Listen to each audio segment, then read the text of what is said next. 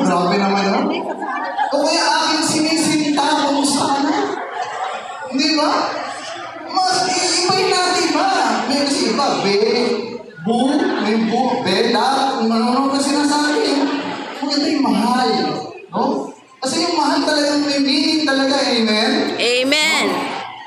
Ang maganda sa Tagalog or sa Pilipino, yung word na mahal, kasi marami siyang ibig sabihin. Yung mahal na word, pwede ibig sabihin ng love. Ang sabi, love. Love. Lagyan naman ng feelings, love. Love. Pwede rin naman ang ibig sabihin ng mahal. Expensive. Expensive. Di ba kapag may binili ka tapos, ang mahal naman ito. Ibig sabihin, expensive. Di ba? At kapag magkaiba sila ng ibig sabihin, tama mo ba? Pero parang para sa akin, related pa rin eh. Kasi for example, bumili ka ng, ano ba usap ngayon? iPhone, ano na? 11, 10, 12, 13, 14, 16. Hello. Di ba pag bumili ka ng mahal-mahal nun, di ba?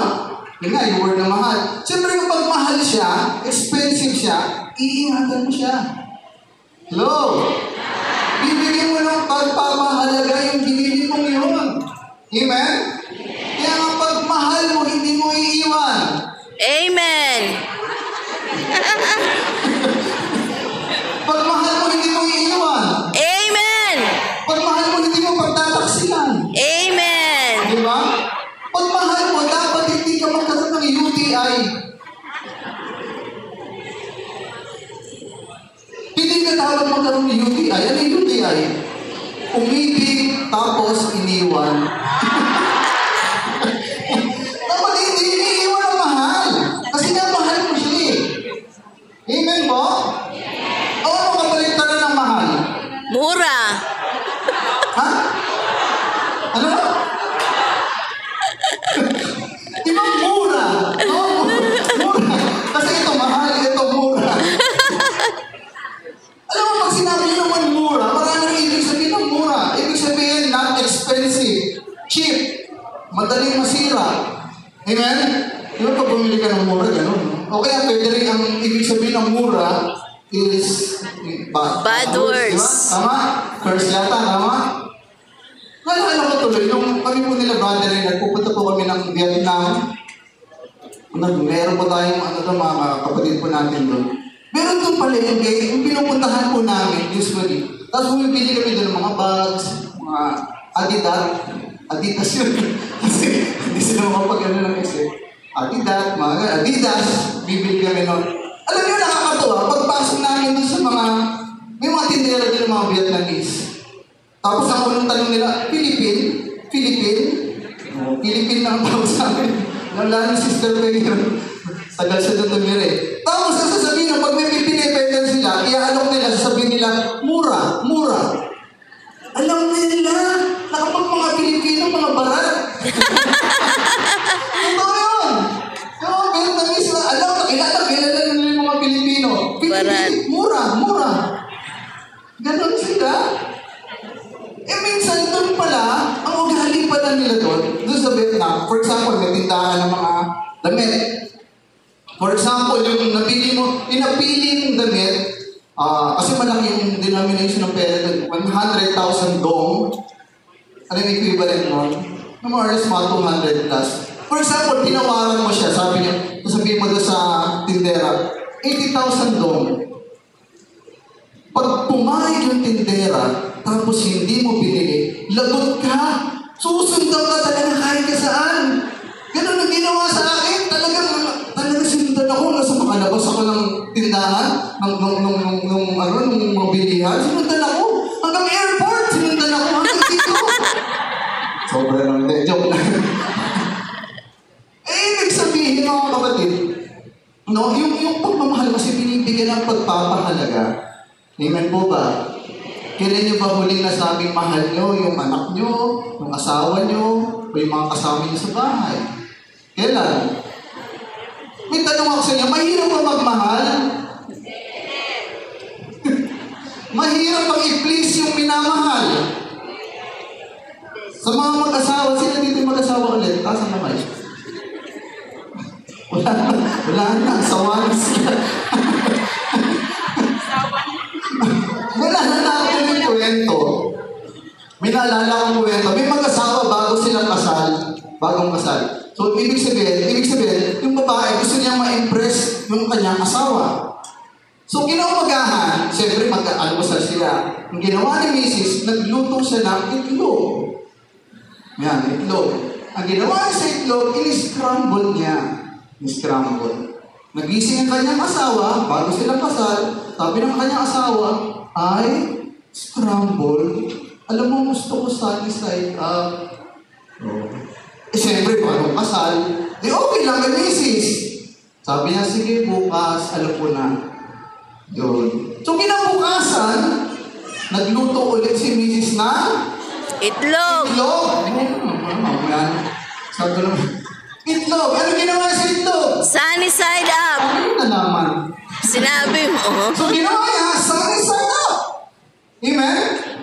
Sunny side up. Nagising nga yung mister niya, mag-aalmusal sila, nakita niya, ay, ayoko na sunny side up. Gusto ko, Hotdog. huwag niyo na pala eh. So sabi ni Mrs., ano ba naman tong asawa ko? Ang hirap i-please. No? Sabi niya, bukas, alam mo na gagawin ko. Magluluto ko ng 2 itlog. Yung isa, at yung isa, yung isa sunny side up, yung isa scramble. Para walang ligtas. Walang ligtas si Mister. Mamahalin niya pa rin ako. Di kinabukasan gano'n ginawa niya. Luto siya ng sunny side up at scramble. Ayan na si Mister. Nagising na. Pagdating ko sa kanilang hapagkainan, nakita ni Mister yung kanyang niluto. Nung nakita niya, ay, Itlog. sabi ni Mrs., bakit? Kasi sana itong sunny side up, ni-scramble mo. Tapos itong scramble, sinasi side up mo. Alam niyo mga kapatid, minsan ang hirap i-please ng mga tao. Amen? Minsan hindi mo mahuli yung ugali ng mga tao. May babasahin tayo. Take it from the gospel, no? Basahin natin to. Mababasa niyo ba? Maganda. Dito na tayo. Wala doon? Dito lang mayroon, sorry. O basahin na lang po. Take it from John 21:15 to 17. Sabay-sabay. When they had finished the breakfast, Jesus said to Simon Peter, Simon, the son of John, do you love me more than this? He said to him, yes, Lord, you know that I love you. He said to him, feed my lambs. A second time he said to him, Simon, son of John, do you love me? He said to him, yes, Lord. You know that I love you. He said to him, tend my sheep. So ilan yung tupa? Ha? Yes, 10. Tend my sheep. And he said to him the third time, Simon, son of John, do you love me? Medyo nalungkot na si Pedro.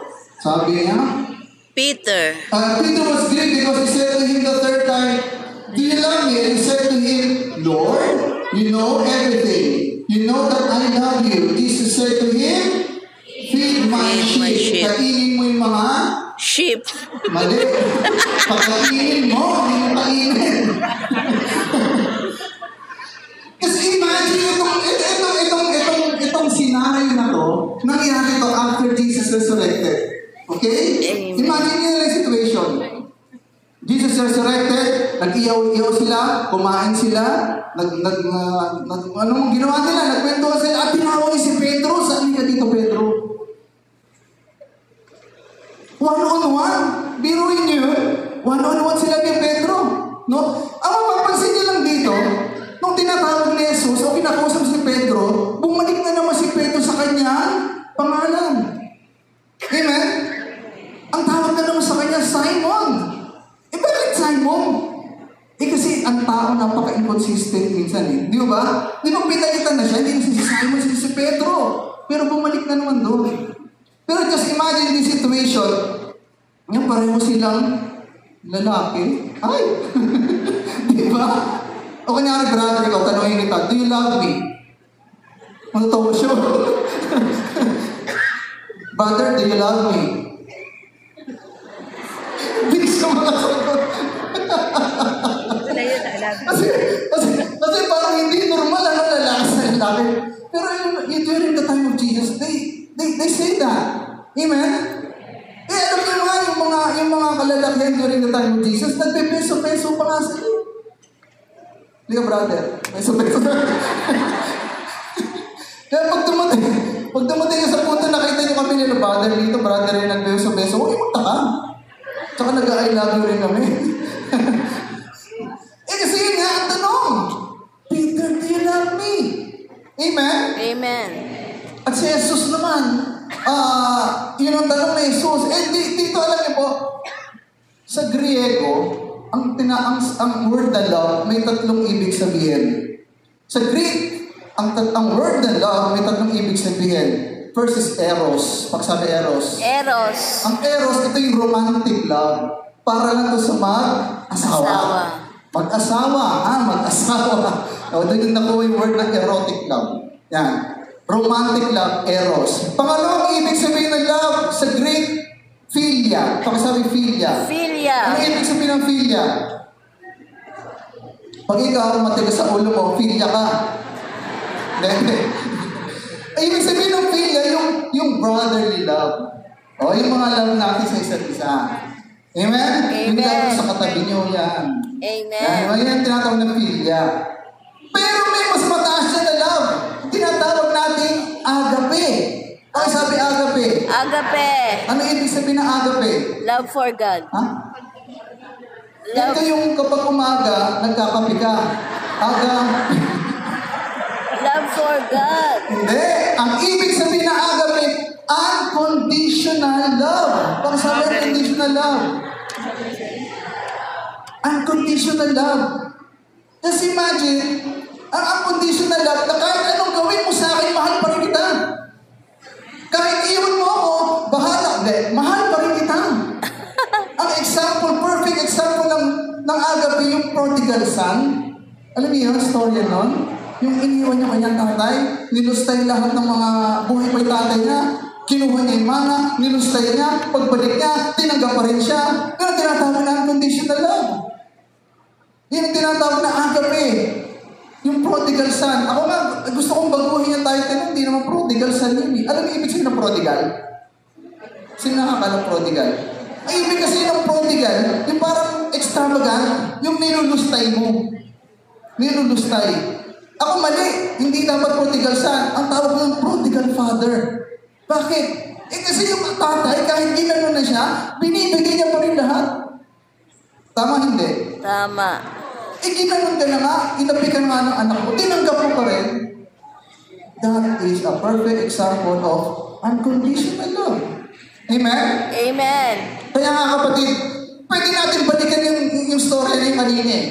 Ito, yan. Ibig sabihin, balikan natin yung words. Siguro ganito para sa akin ganito ang tanong ni Jesus. Simon Peter, do you agape me? Di ba? Yan ang sagot ni Pedro. Yes, I feel you. Bakit hindi sila nagkakaunawaan ni Jesus? Kaya inulit na naman ni Jesus. Simon Peter, do you agape me? Anong sagot ni Pedro? Yes, I feel you.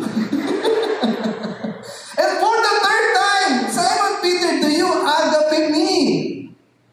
Ano sabi ni Pedro? Sige nga, Lord, I agape you. Meaning to say, kapatid, alam niyo, tayo din tinatanong ng Panginoon araw-araw. Do you love me? Amen? Yung agape, ibig sabihin yung unconditional love. Kasi naalala siguro, ano para sa akin? Ito yung turning point ni Pedro. Ito yung turning point ni Pedro. Kasi thrice niya, dininay si Jesus. Tama po ba? Naalala niyo yun? Amen. No? Pero mo kaibigan mo, tapos nilaglag mo. 3 beses niya ginawa yun. Kaya itong scene na to, ito yung nabuhay ni si Kristo. Amen? Amen. Mga kapatid, anong sabi, anong bil? Alam niyo mga kapatid, kapag isang tao yung mawawala na. Napakahalaga ng habilin. Hello? Ay. Lalong-lalo na, di ba, yung minsan yung mga tatay, papatawag yung kanilang mga anak, hindi kayo, may habilin ako sa inyo. Di ba? Napakahalaga nun. Huwag kayong mag-aaway. Ikaw, panganay ko, mabait ka, bibigyan kita ng lupa. Meron akong 3 hektarya sa iyo. O ikaw, anak, masyado kong matigas ang ulo. Yeah, bibigyan din kita ng lupa. Pero tayo lupa sa Himalayang Pilipino, sa iyo na. Gamitin mo na kung gusto mo. Amen? Feed my lambs. Ibig sabihin, pakainin mo ang aking mga tupa. Hello? Ay.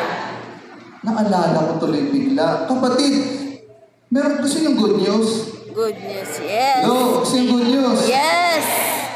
Hello? Gusto niyo pong good news? Amen. Alam niyo ba, yung bihayang bigas natin, ibinabalik natin weekly.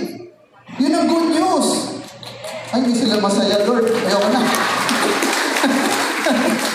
Kasi feed my lambs, mga kapatid. No? Feed my lambs. Alam niyo, yung bihayang bigas natin, gagawin natin weekly.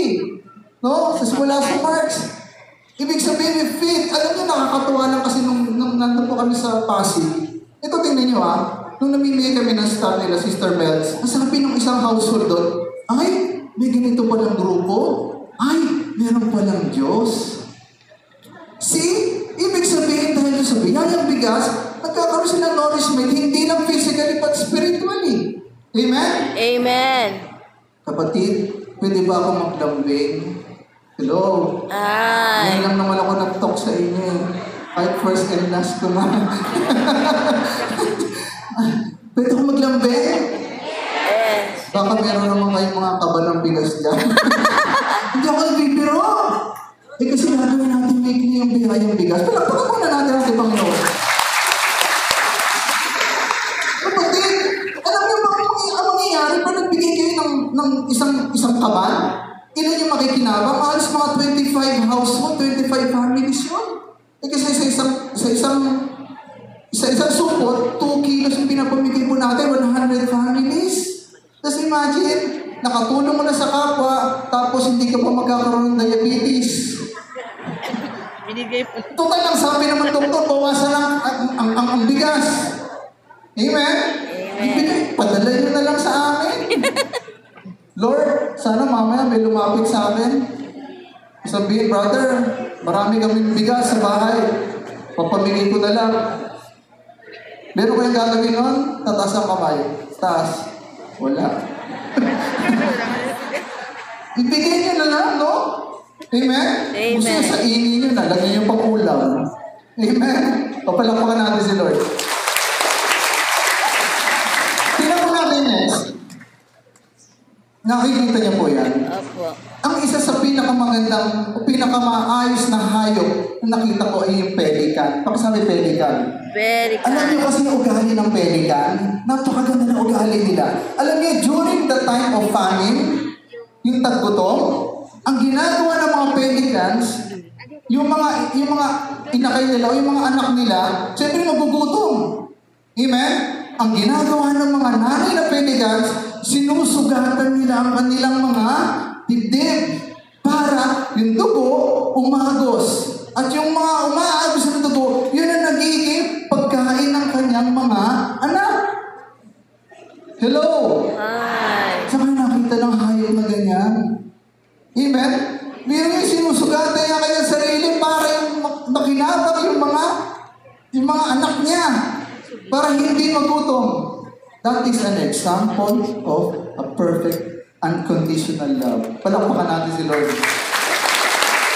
Amen? So, alam niyo po, ito, meron akong sa isang pagpabrowse ko sa internet, meron ako I came across itong words na to na sobra ko na-touch. Ano ko, sabi ko kakaiba. Basahin po natin. On the eve of the cross, Jesus made his decision. He would rather go to hell for you than go to heaven without you. Na-imagine niyo yun? Hello? Hindi po ba kayo? Amen. Imagine nyo, ang Panginoon,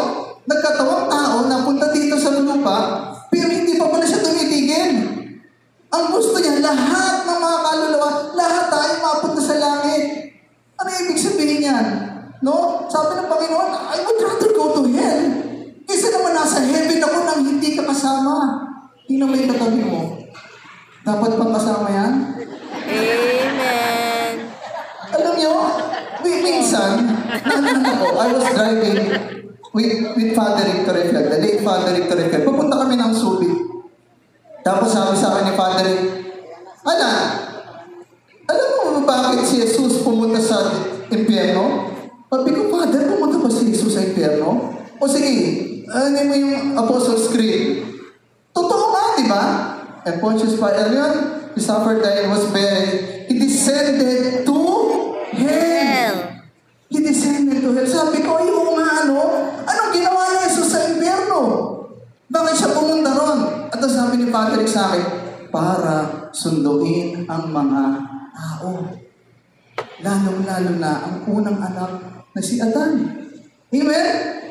Sabi ko, grabe. Grabe. No, ibig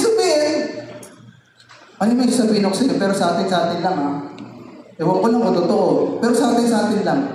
Baka mamaya sa impyerno, wala talagang kaluluwa mapunta. Sabi niyo, hindi ba? Parang mga hindi. Hindi natin alam kasi ang lawak ng pag-ibig ng Diyos. Hindi natin alam yung awa ng Diyos, ocean of mercy. Amen? Baka lahat talagang gusto niya, lahat pinipilit niya, lahat gagawin niya para ang bawat isa sa atin mapapunta sa Kanya. Ni isang kaluluwa, hindi niya pababayaan. Kaya nga iniiwan niya yung 99. Pupuntahan niya yung nag-iisa ngayon. Kaya niya. Bibigyan niya ng oras. Bibigyan niya yung buhay niya. Bibigyan niya yung awa niya. Para madala niya sa kalamitan. Amen? So, yun ang tinatawag na pagmamahal ng Diyos. Amen? Amen. Palakpakan natin ating Panginoon. Next. Basahin po natin. God loves simply because He has chosen to do so. He loves you when you don't feel lovely.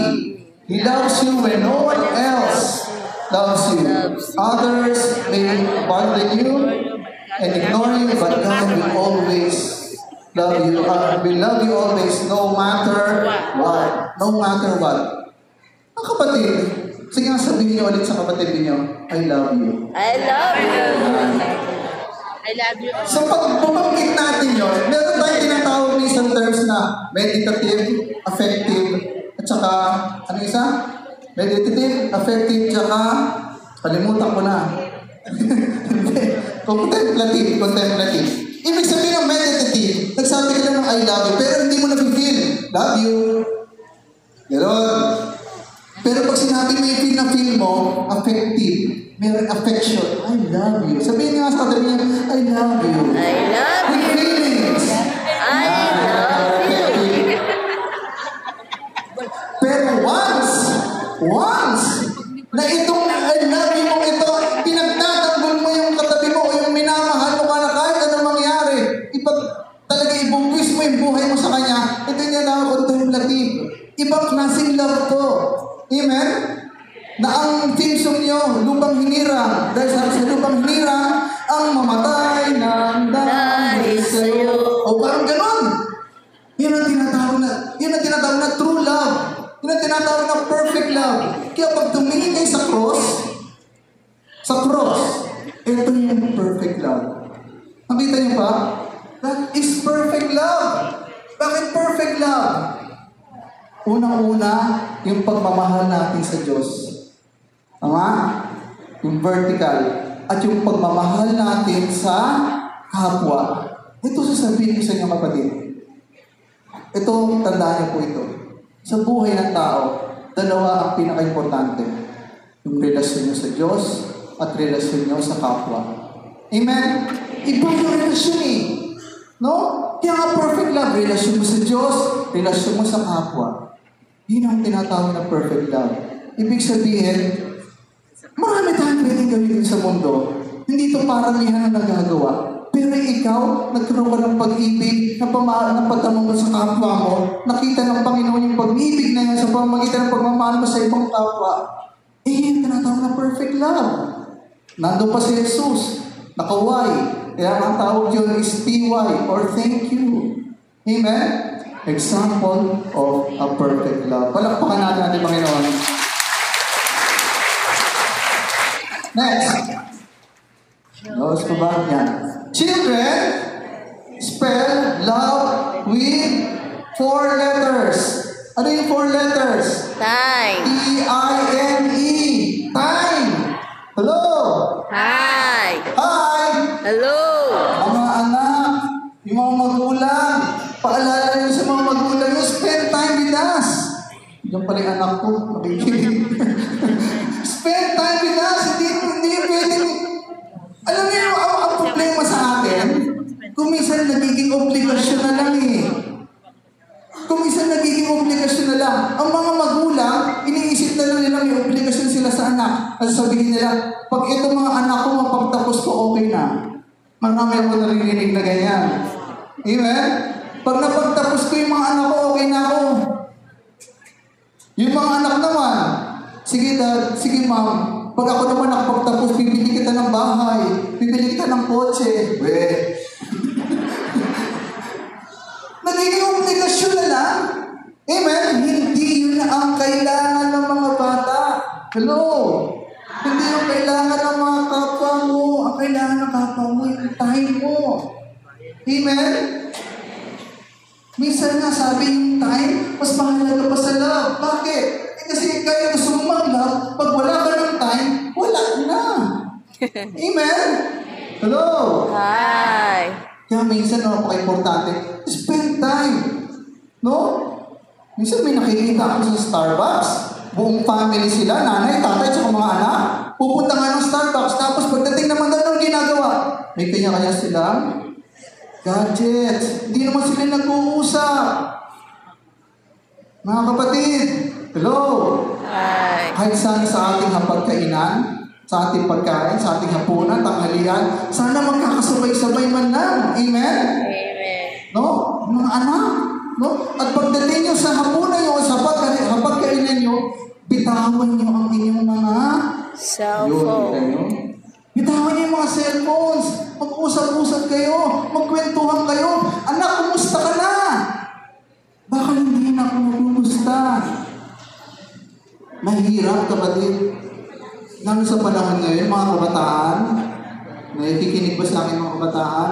Minsan marurupok sila. Amen? Minsan meron silang gustong sabihin sa'yo, Nay, may gusto ko sabihin sa'yo. Anong sasagot mo? Ano na naman? Hihingi ka na naman ng baon. Gastos na naman. Inuunahan mo. Ano sasabihin ng anak mo? Sige na nga, huwag na lang. Yung pala, gusto mo tapusin yung buhay niya. Sobrang laki ng problema. Amen? Spend time. Yun ang kailangan ng tao. No, spend time with children, asawa mo. Hindi porket nakapagpadala ka na ng pera. No. No? Napaka-important to spend time with your family, with your friends, with the community. Amen? Papalakpakan natin si Lord Marie. Next. God gives us people to love and things to use, not things to love and people to use. Huwag tayo maggamit ng tao. Amen? Dapat minamahal natin. Hello? Yan, malapit na ng Valentine's. Iba siguro sila, nagsiset na ng date.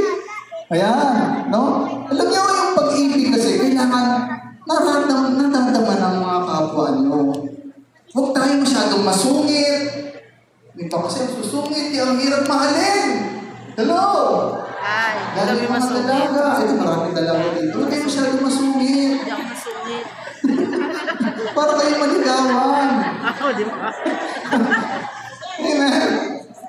Kung papiliin ko kayo, dapat maging tayo at peace with everyone. Amen? Kaya nga tayo sa misa, nag-peace be with you. Kung papiliin ko kayo, anong gusto yung maging peacemaker o magkaroon ng pacemaker? Peacemaker. Peacemaker o pacemaker? Pag peacemaker ka, nagdadala ka ng peace. No? Ng love. Eh yung pacemaker, lagi kang galit, lagi kang masungit, o lalagyan ka ng pacemaker. Pupuksan yung dibdib mo. Lalagyan ka ngayon dyan. Sige, ano mas gusto mo? Mamili. Amen? Papalapakan natin si Lord. Mga kapatid, alam mo, napaka-importante yung pagmamahal. No? Pwede ako ulit maglambing, second lambing. Lord, pwede ulit. Pero hindi ito para sa akin, para sa inyo. Gusto ko ngayon, isipin nyo, yung isang tao na matagal nyo nang hindi nakita. Kasi pag family, nakikita niya lagi. Yung talagang matagal nyo hindi nakita, pwede nagkatampuhan kayo, pwede inisnab mo siya, pwede tito mo, auntie mo, lola mo, na matagal hindi makita. Ngayon, ito yung lambing ko sa inyo. Pwede pa this February, pasyalan mo siya. Pasyalan mo siya. Hindi. Kaya? Hindi. Ba't? Nasa abroad. Bigyan mo ako masado. Hindi, totoo kapatid. Totoo kapatid. Gulatin mo yung chat-chat ha. Alisin niyo siya po. Wala mo yung chat-chat. Puntahan nyo lang. Biglain mo. Gulatin mo. Pakita ka sa harap niya. Makita mo yung love. Nagugulat. Yung bakit nandito ka? Wala lang. Gusto na kita makita. Amen? Amen. How many times sa buhay ko mga kapatid, nangyari yan? Meron ko isang tito, hindi naman mga family friend namin, gusto kong dalawin. Sabi ko nga sa anak, sabi ko, gusto kong dalawin tatay mo kasi tagal mo na matagal namin nakasama yung bata pa kami, yung tito namin yun. Sabi ko sa anak ko, sabi ko, gusto ko pasalin yung tatay mo. Kasi yung tatay hindi nag-reply. Hanggang sa nabalitaan ko, last matya tayo, pumanaw na. Hindi ko siya nakita. So, I regret. Amen? Minsan ganun po tayo eh. Yung sayang oras, yung parang dapat gawin natin kung kaya po natin gawin ngayon, gawin natin. Amen? Sabi ko nga minsan, nung meron kami kamag-anak na matay, nakita-kita kami ng mga pinsan ko. Sabi ko sa mga pinsan ko, alam nyo kayo, tsaka ako, nagkikita lang tayo pag merong Patay. Kikita lang tayo pag may namatay. Pagkasusunod, ikaw na. Amen? Wala eh. Alam mo yung buhay ng tao, maikli lang. Dahil kong naririnig yan. Maikli lang. Dahil is short. Ngayon, kung hindi pa natin makikita yung pagmamahal natin sa kapwa natin, what more? Amen? Ano pa yung relationship na pinag-uusapan natin? Kaya sana gawin natin yun, no? Yung sinasabi ko na sana dalawin natin. Isang tao, kahit isang tao lang, na-feel mo, marirealize mo, dapat dalawin ko na ito taong ko. Gusto ko nang marunong may pag-ibig ng Diyos at i-share sa Kanya. Amen? O, palakpakan natin sa Lord. Again, ito yung kasunod ng kaninang gospel, or yung binasa natin. Sige po. Ito yung bilin ni Jesus. Sabi ko sa inyo, napaka-importante ng bilin. Ang sabi dito, sige ba, basa, Truly I say to you, when you were young, you girded yourself and walked where you would. But when you are old, you will stretch out your hands and another will gird you and carry you where you do not wish to go. This is said to show by what death he was to glorify God, and after this he said to him, follow me. Sabi ni Jesus kay Peter, follow me. Follow me. Ano sabi ni Jesus kay Pedro? Nung bata ka pa, gusto mo o ano yung suot mo, pupunta ka sa gusto mo. Pero ngayon, ikaw ay magmi-mission. Dadali ka sa mga lugar na hindi mo gusto. Amen? Sa community life, nangyayari ng mga kapatid. Ang dami na po natin mga friends na pinadala po sa Cebu, sa Bacolod, sa Bohol. Amen? Minsan yung mga bagay, alam niyo, ang mensahe ng Panginoon sa atin dito, tayo ay umalis minsan sa ating lungga. Umalis tayo sa ating lungga. Yung comfort zone natin, tayo ay dadali ng Panginoon minsan sa mga lugar o sa mga tao ay lalapit tayo ng Panginoon. Sa mga tao na kailangan tayo. Hello? Hi. Ang mensahe ng Panginoon kay Pedro ay hindi lamang kay Pedro. Ito ay para sa lahat sa ating lalong-lalo na sa at manggagawa ng Diyos. Amen? No? Kaya minsan, alisin natin reklamo. Ayoko dyan, ang baho-baho. Ayoko dyan, ang hirap dyan. Paano na ako dyan mabubuhay? Minsan, gano'n ng Panginoon. Tatalik ka sa mga lugar na hindi mo gusto. Amen? And true enough, ano nangyari kay Pedro? Dahil dito, alam na siguro si Pedro, sa kanyang paglalakbay, dahil dito sa tanong ni Jesus na doon, do you love me? Lagi niya naiisip. At ito yung nagbigay sa kanya ng strength. Kasi tuwing minsan nanghihina siya, teka, nangako ko kay Lord, no? Sige, gagawin ko naman. And true enough, hanggang sa mamatay si Pedro. Paano siya namatay? Katandaan. Alam mo paano? Hindi na siya huminga. Katandaan. Kinrucify din siya kaya nang babaliktad. No? Tingnan yung sarili mo babaliktad. Amen? So, ang Diyos ang bibigay ng lakas sa atin. Amen? Next. Ayan, last ko na tayo. If today, maganda itong tanong na to, pag nilayan mo,